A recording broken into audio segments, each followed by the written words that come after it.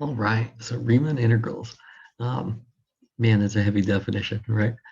So here I've written down in front of us the definition of the Riemann integral. Um, One thing that we should do whenever you're looking at a definition like this is draw a picture. Let's see what all we need to draw. So Riemann integral is of a continuous function. Be aware you can write down more general definitions that apply to functions that are not entirely completely continuous on the whole interval. I'm spotting ourselves continuity. Um, just to get the definition a little bit simpler for ourselves. So for continuous function, that's the first object we have. So let's draw that. So Riemann integral of a continuous function f of x on an interval a, b. So that's what I'm going to start with here. So I have a continuous function f of x on an interval a, b. Right, so this is what we're looking at. And now the integral, what it's supposed to give us is it's supposed to give us the area.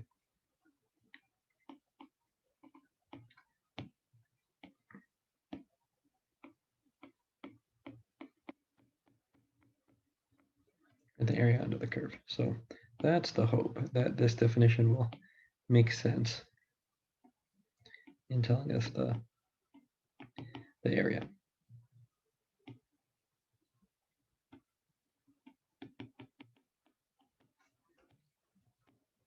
So we have this continuous function on the interval AB. Now let's look at this definition. So what do I have? I have that x sub n, x sub n of e is a bunch of x coordinates, a plus n times delta x, right? And delta x is b minus a over big N. So let's start with that delta x. What we're saying is that b minus a is this width. I'm taking that and I'm going to cut it into n pieces. Big N, equally spaced parts, right? So I'm going to cut it, and that's, so each one of these is going to be width delta x, delta x, delta x, delta x across, right? And that's what these points are, these x sub n's. You have x sub 0 is just a, and then x1 means we've taken a and we've added 1 delta x. X sub 2 means we've taken a and then we've added 2 delta x's, and so on all the way until we get to b, which b is going to be the very last. That's x sub, again, that's the very last point. Right, so that's what these x subscripts mean. So now what do we do with these? Well, what we do is we take each x value. So look here, this part, we're taking each x value and we're plugging it into the function. So essentially we're looking at these heights, right? Take x1 and plug it into the function. Take x2 and plug it into the function. x3 and plug it into the function. All the way out to xn. Then what we're doing is we're taking the height and we're multiplying it by the width. So we're really getting areas of rectangles. So you can probably already see where the areas of these rectangles give us a decent approximation of the area, of the gray area under the curve. Right? But in the sigma, it just says add them up, right? So add up the areas of the rectangles.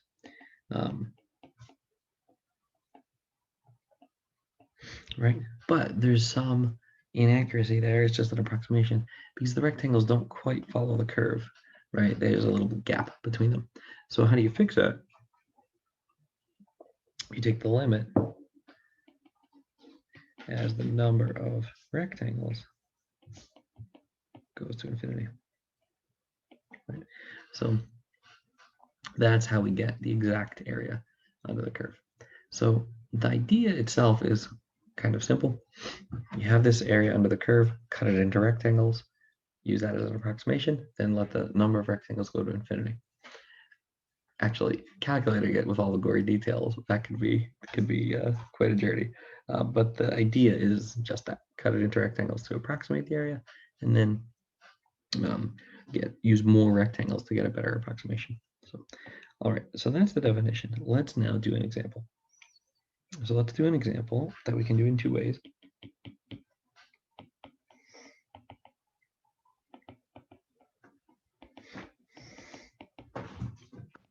Let's look at the function f of x equals, I'm going to do 5 minus 2x on the interval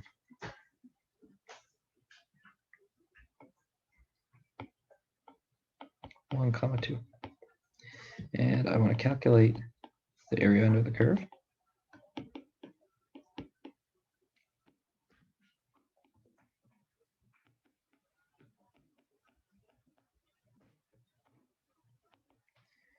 First, geometry, right? Just basic geometry. This region is nice enough that we'll be able to. But then also, let's do it by the Riemann sum. Right, the Riemann sum definition of an integral. So let's now do this. Part A is not too bad once we have the graph. So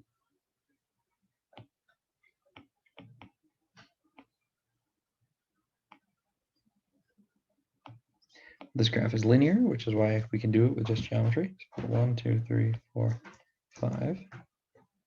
There's our intercept. And then our slope is minus 2. So we go 1, 2,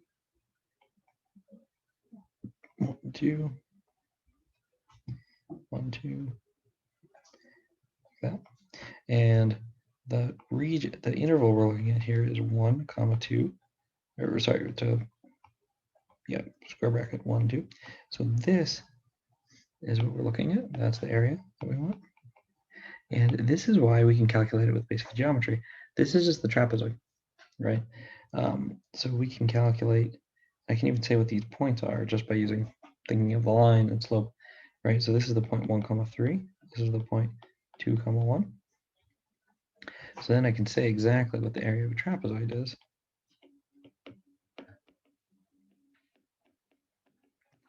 You gotta cut it up further. You can make it a square plus a triangle if you want to do that instead. I'll just do area of a trapezoid. So it's the height times the average of the bases. And in this case, the height is 1, the average, and then the bases are 1 and 3, right? So I have 1 plus 3 over 2, taking that average. So I get 1 times 2. So there we go. There's the area of that trapezoid is just 2 by geometry, right? Next, let's go on to Riemann sum. So how does the Riemann sum go? Well, I want to say that the area, again, will equal the integral as x goes from 1 to 2 of the function. And in this case, the function is 5 minus 2x dx. Right? And this, how does this unpack? Well, it becomes the limit as big N goes to infinity, number of rectangles, of the summation as little n goes from 1 to big N of what? F of x sub little n. What is x sub little n? It's a, which is 1, plus n times delta x. And what is delta x? It's 2 minus 1 over big N. All right, times delta x, once again, which is 2 minus 1 over big N. So there's this is just plugging straight into the formula, right? This here is delta x. This is delta x. I'm just plugging in those formulas from the definition, right? Where we said delta x was b minus a over n. That's what I'm using here. Okay. Then what do I want to do? Well, let's simplify those 2 minus 1 over n to just 1 over n. Let's also apply the formula for f. So we'll say, okay, this is 5 minus 2 times 1 minus n over big N times 1 over big N. Then I'll notice that I can do a little bit more simplification here. All right, I can take that 2 and distribute it.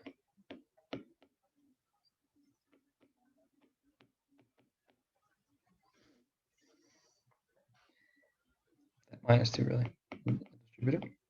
All right, so then I get 3 over n plus, what is the next one? It's going to be 2n over n. Right.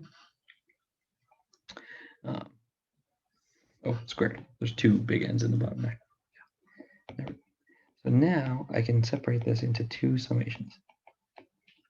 So I can do sigma n equals 1, 3 over n, big N, and then sigma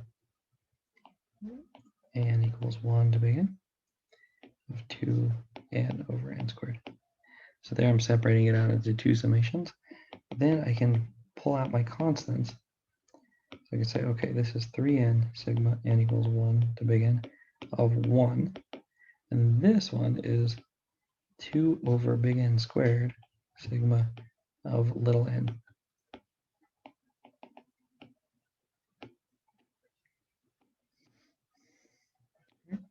And now I can use summation properties of summations, summation identities, to calculate these quantities, right?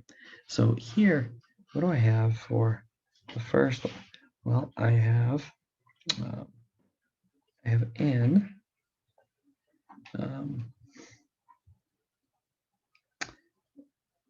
I'm summing the number 1 up big N times, right? So it's 1 plus 1 plus 1 plus 1 over and over again, big N number of times. That's how many terms I have.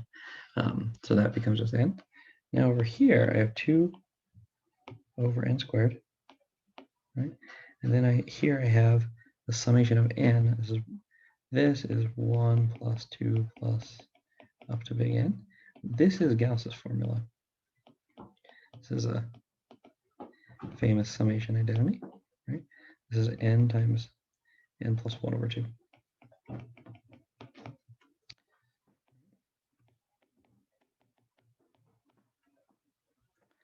And, oh, I think I dropped a minus sign somewhere.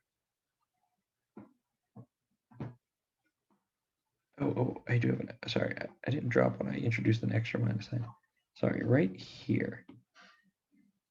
There was no reason that should have been negative. Yeah, 2 minus 1 is positive 1, not negative 1. There we go. There we go. So then this would have actually been negative, and this would have been negative,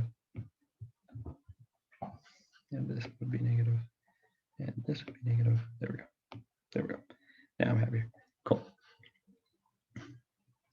Okay, so now let's simplify a little bit. So the big N's cancel. I just have 3. Now the 2's cancel. And at top, I just have n squared plus n all over n squared, right? Well, this second term, think of it as a rational function. Just look at the leading terms, right? The plus n is irrelevant compared to the n squared, because n is going to infinity. So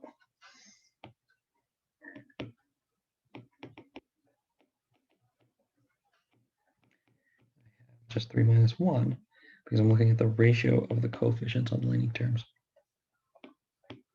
There we go. There's our area. Is 2, right? So the area is 2. That's exactly what we got by the geometric method. We got 2. Right? So a little bit messy, a little bit tedious. You definitely have to keep those summation identities kind of front and center in your mind. But there we go. It gave us the right answer for that area under the curve. All right, so thank you for watching. Hopefully that was a helpful Riemann Sum example.